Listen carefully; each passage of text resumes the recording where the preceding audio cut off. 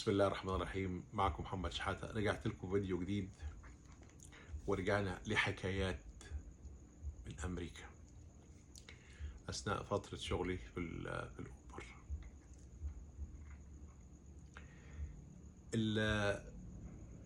القصة بتاعت النهاردة هي قصة البودي جاردز. يعني أنا شايف حاجة غريبة جدا، كل من له لازمة ولوش لازمة جايب له كام بودي جارد حواليه. أنا عايز أسأل سؤال، البودي جاردز دول يحموك من مين؟ زي مثلا لو هو فنان أو فنانة، طب البودي جاردز بيحموك من مين؟ بيحموك من اللي بيحبوك؟ يعني أنت خايف من اللي يحبوك؟ الناس اللي لو اتلمت حواليك اتلموا حواليك ليه؟ كارهينك ولا بيحبوك؟ طب أنت جايب ناس تعمل حاجز بينك وبين الناس اللي بيحبوك؟ غريبة شوية، لأن أنا يعني الموضوع زاد عن حده، يعني بشوفها بصورة مستفزة. أنا في يوم من الأيام كنت بزور صديق ليا عنده محل فيه سجاير وسيجار وحاجات من ديت. فأول ما رحت له قال لي معلش خليك واقف مكاني كده ساعتين ثلاثة، أنا هوصل أجيب بضاعة وأجي. قلت له ماشي. فأنا في المحل لقيت ميل جيبسون داخل عليا. ميل جيبسون طبعا ده ممثل أمريكي مشهور جدا وله أفلام كتير قوي قوي، يعني أشهر من نار على علم.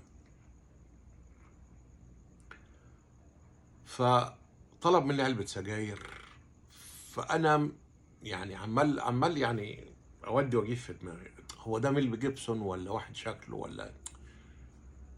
فقلت له أريو ميل جيبسون، أنت ميل جيبسون؟ قال لي يس. برضو أنا مش مستوعبها. شاف واحد داخل بطوله وركن عربيته قدام المحل، وما لا شفت معاه بودي جاردات ولا شفت معاه حراسة. راجل جاي بطوله ونزل من العربية يعني. قلت له نو نو نو سيريس ار يو شور ميل جيبسون؟ يس اي ام. انا بقول له يعني بجد، يعني مش في تهريج بقى، يعني انت ميل جيبسون ولا واحد شبيه؟ فرد عليا بعصبيه قال لي ايوه انا. فانا رديت عليه قلت له نايس تو ميت يو وبتاع، يعني فرصه سعيده ان انا قابلتك، وخد بعضه ومشي. ففي جاري راجل لبناني ارميني عنده محل نظارات، فجاي جري عليا قال لي هو ميل جيبسون جالك؟ قلت له هو ميل جيبسون؟ قال لي ايوه. قلت له اه، جه خد علبه سجاير ومشي. قال لي اتصورت معاه؟ قلت له لا ما اتصورتش معاه. قال لي يا راجل ده جالي المحل واشترى من عندي نظارة شمس ب 1200 دولار واتصورت معاه وبتاع. قلت له لا، انا ماليش في القصه ديت يعني. قلت له انا سبق، حتى انا رحت الاوسكار مرتين سنتين ورا بعض، وكنت مع فنانين مشهورين جدا، وعمري ما فكرت ان انا اتصور مع حد يعني، او اتطفل على حياه اي واحد. لان انا الفنان بالنسبه لي انا بقابله في العمل بتاعه. ممكن عمل يعجبني جدا جدا واحييه عليه، وعمل ما يعجبنيش خلاص، عمل جلة منه يعني، ما هيش مشكلة. لكن انا ما افرضش نفسي على حد. قلت له اصلا انا يعني متعود في مصر بشوف اي واحد له لازمه ولوش لازمه حوالي 3 4 عضلات وبتاع وفتوات وماشيين جنبه. ف انا استغربت، واحد نزل من عربيته وجه. قلت له بالمناسبه هو جاي هنا ليه؟ قال لي جاي للمطعم الياباني اللي قدامك دوت، هو بيجي ياما يتعشى في المطعم الياباني دوت. قلت له ما هي دي غريبه بالنسبه لي.